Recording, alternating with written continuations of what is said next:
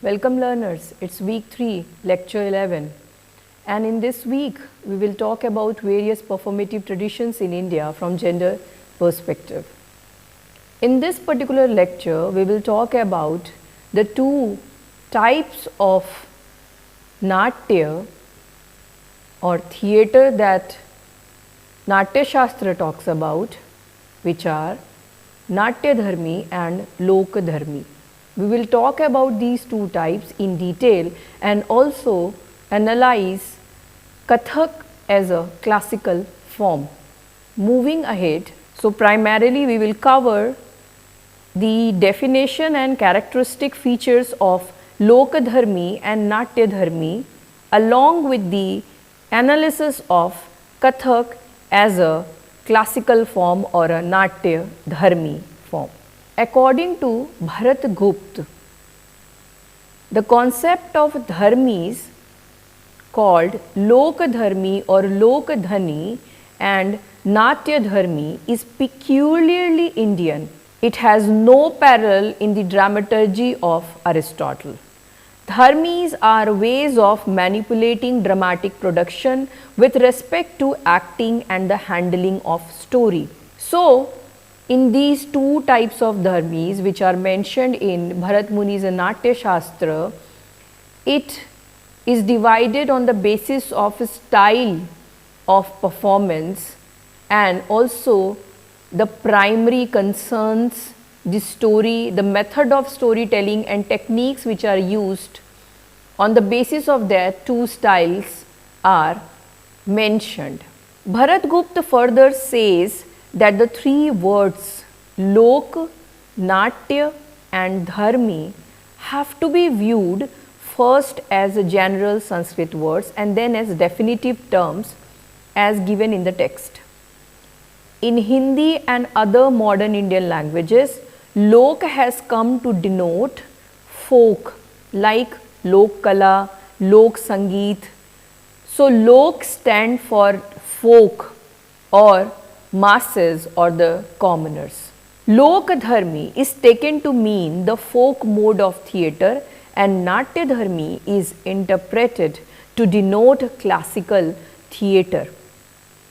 So, Lok Dharmi stands for the folk art, folk theatre and Natya Dharmi for the classical one.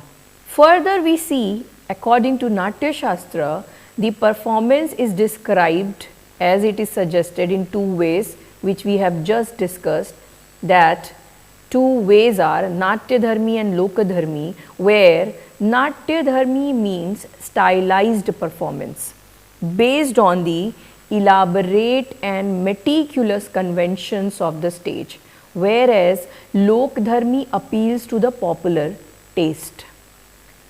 Natya Dharmi is based on the conventions, it follows certain rules and norms, whereas Lok Dharmi is based on the demand of the local people, the understanding of the masses, and accordingly the plays are selected and performed. Further we see that the term Lok Dharmi stands for realistic representation.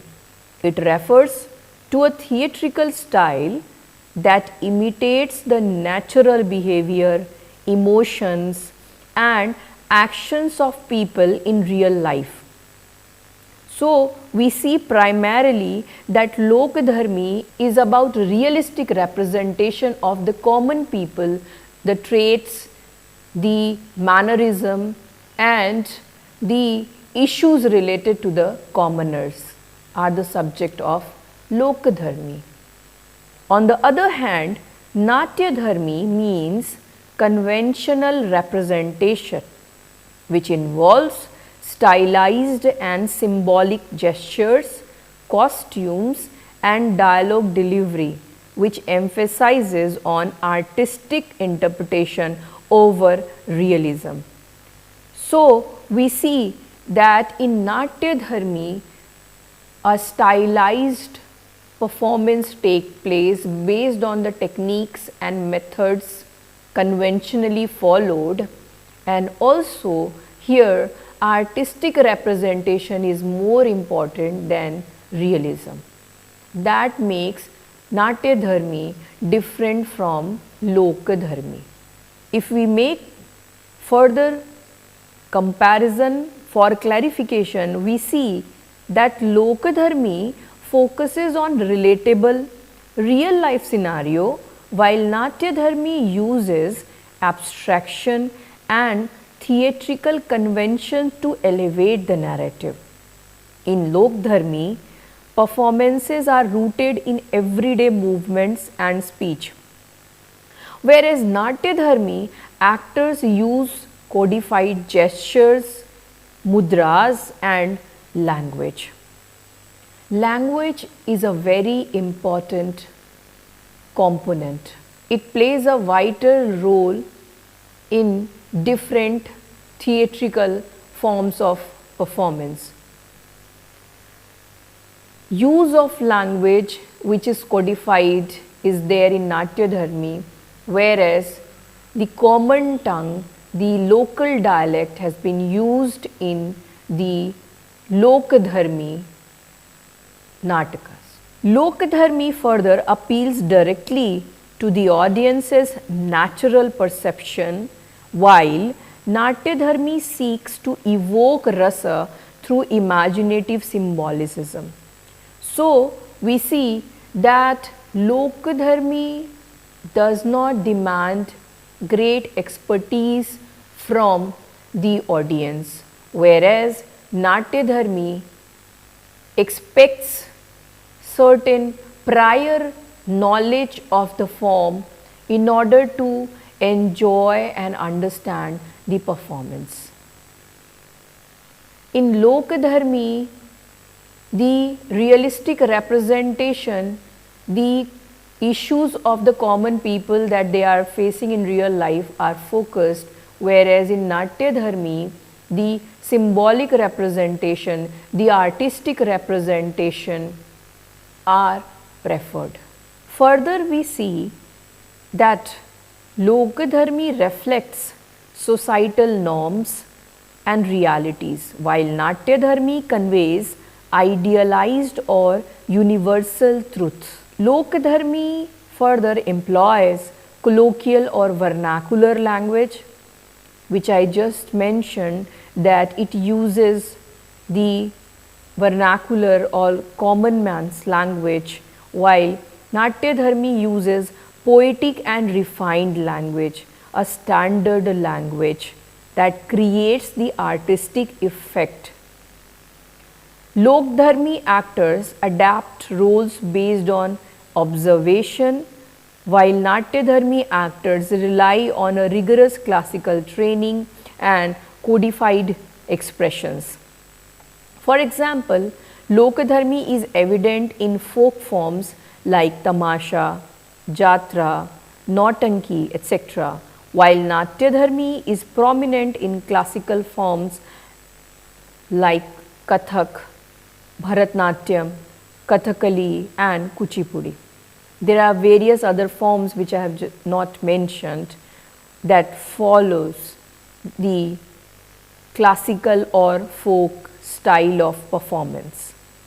Here we need to know that in Loka Dharmi and Natya Dharmi, actors are trained. In both the forms, both the styles, actors are trained, but in Natya Dharmi, the training is rigorous, highly codified and stylized, specific to that particular performance, form of performance that the actor is getting trained for. Whereas in Loka Dharmi, there is training to adapt that particular form, but at the same time it is also based on the observation of real life situations and local people to learn the art of performance, acting and impersonation as well. So far I believe that the basic difference between Loka Dharmi and Natya Dharmi is clear. its definition and characteristic features we have discussed. Few more points I will be elaborating, and then we will move to a classical form titled Kathak. We also see that Lokdharmi represents mostly the material world, which is called Lok, whereas Natyadharmi transcends it to reflect a metaphysical reality beyond the material world, sometimes symbolically representing the transcendental, the metaphysical.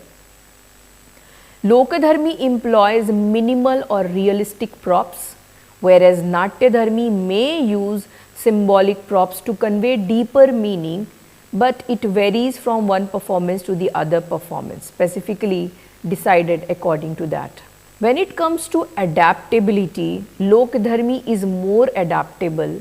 When it comes to adaptability, Lokdharmi is more adaptable to the cultural form of that particular time, whereas Natyadharmi maintains traditional form.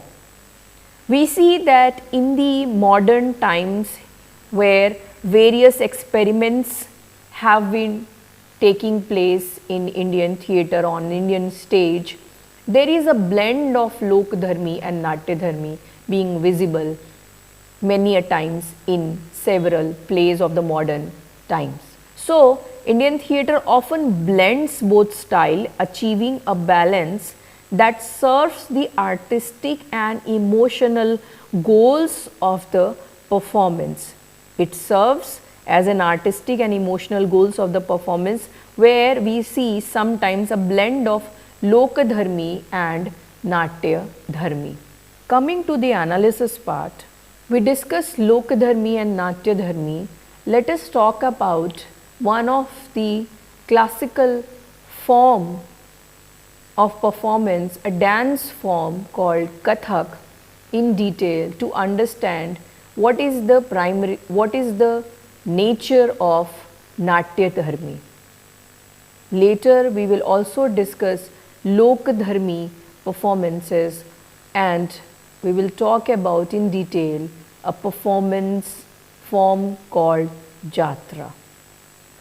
Coming to the origin and development of Kathak, the term Kathak is derived from the Sanskrit word Katha, which means story, and the one who tells a story is called Kathakar. He communicated stories from epics and mythologies through dance, songs and music.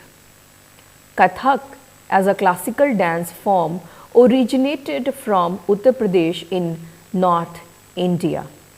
So, its origin is in North India, and here we see that Kathak as a form originally comes, etymologically the word comes from the word Katha, which means storytelling, story. It is a dance form that performs story through songs and dance and create a huge impact on the audience. Kathak is based on the Guru Shishya Parampara, the tradition of teacher disciple, like many other art forms existing in India. Kathak performance are accompanied by instruments like tabla, which synchronize with the rhythm and footwork of the performer, the harmonium or sarangi with majira, and some other instruments are used. So, like any other form, whether we talk about folk or classical, specific instruments are used. Similarly, in Kathak also, these particular instruments are used that creates further an effect of the performance. So, Kathak is a dance form that is combined with songs, instruments, and sometimes few dialogues are also incorporated in certain modern forms. Kathak has three distinct gharanas or traditions that it originally comes from, which are Banaras Gharana, Lucknow Gharana and Jaipur Gharana. In Kathak, stories are not narrated, rather performed through graceful hand movements, meticulous footwork, flexible body movements, and intense facial expressions which are capable of evoking a range of emotions. So, in Kathak, a flexible body which is trained in that way, and also a meticulous and stylized facial expressions are required, that makes it a stylized, standard, classical dance form, which requires rigorous training. It cannot be done easily and in a short span of time. Many years are required to get trained in Kathak in order to perform and understand the basic nature of this art form. During Bhakti movement, Kathak evolved as a form of devotion to Lord Krishna. The Mughal influenced Kathak in Mughal period and made it refined and sophisticated art form. During Mughal period, Kathak was popular. At the same time, various modifications were done and language too was modified, where we see Kathak became popular and also became sophisticated further. Here we see a picture of great Kathak maestro Pandit Birju Maharaj, who was from Lucknow Gharana, and he is a well-known Kathak artist who is a recipient of various national and international awards for contributing highly in this art form, and also known in the field of cinema since he choreographed various well-known performances, dance performances, and trained well-known actresses in the film. Another Kathak artist, again very well-known, Pandit Munna Shukla, was a recipient of Sangeet Natak Academy Award, and various other awards were given to him. He is also a very well-known Kathak dancer.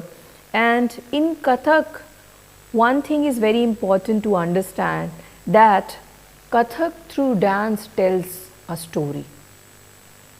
It's an art of storytelling which is presented, exhibited through dance, which makes it very unique and highly stylized as a classical performance. There were certain influence also in Kathak. As we see, there were certain Persian influences during Mughal period that influence the dress code, the ornaments of Kathak performances.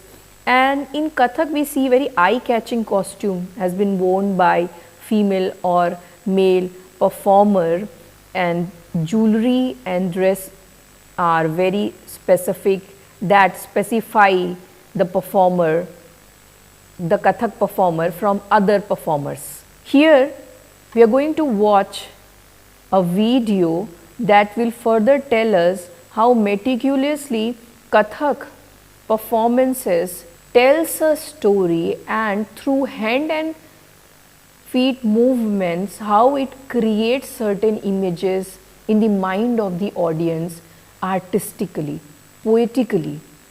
Let us watch it. Now I am going to show how we tell the stories with the music. Sometimes we use the poetry, but here is the only rhythm, as I was explaining, 8 counts, 1, 2, 3, 4, 5, 6, 7, 8. So it goes like, if the girl is walking, she is taking the part on her head. So, ta, the, tat, a, the, tat, ta, the, tat, a, the, tat. Now she goes river side and she sees the river and the water is there, and she washes face, I'm talking about the girl. So washes her hand and she feel very happy, pleasant, and then take the pot, fill the water, and then she takes and keeps on her head and gets up and now walks home, takes back home. Ta the, tat a the, tat ta the, tat a the, tat, dig da dig dig the, dig da dig dig the, dig da dig dig the. Now keeps and So we have seen that how elegantly the Kathak artist has created through unique hand gestures the movement of the water, the movement of a character, and telling the story, and in a very specific way suggesting certain images that creates an impact in the mind of the audience. Now we will talk about the gender as an aspect, the representation of it in the performances of Kathak, and also seeing the artist and their performance and how gender as a social component affected them. So it is claimed that Kathak is an androgynous space which speaks for oneness and whole and not division. When a Kathak performer performs, he is neither female nor male. He is an artist who creates a unification of male and female attributes and combines it and creates a unified androgynous space beautifully, artistically, where while seeing the artist, audience is not thinking of the gender but being concerned and involved with the art that on stage Kathak artist is represented. Even if we watch the costume of a Kathak performer, they wear a free flowing skirt or kurta or gown kind of a dress that is also not very gender specific, suggesting the male artist or the female artist performing Kathak is beyond binary or pushing up the binary and creating a holistic space, a space where gender is not a concern but representation of art is important. But at the same time, there are certain subjective matters which came out later in the researches of the modern scholars and feminist thinkers. For example, it is stated that the guru or the artist of various gharanas were controlled by the male artist and male maestro, and that is why they never allowed female performers to get trained in Kathak and perform. For a very long time, it was a field of male artists, and the gharanas were restricting women to get trained and become Kathak artists, which is a matter of concern.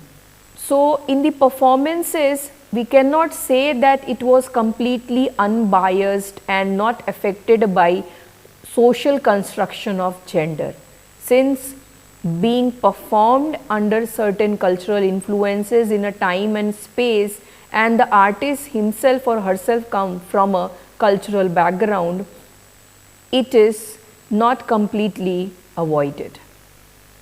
So gender is a matter of concern, and we cannot say that it was completely androgynous by nature, because beyond the performance on stage, the very life of the artist off stage life of the artist and how cultural influences were taking place which were restricting women to enter in the public performances. And if women start performing, those women who entered initially were not taken respectfully, are suggesting that in these classical forms like Kathak and some other forms are also there where entry of women as an artist were restricted initially, but later on many female artists got trained and they started performing it and changing the scenario, making it more egalitarian and creating an equal space for artists, going beyond their gender binary or binary based identity, making a space for an artist in a androgynous space. Thank you so much.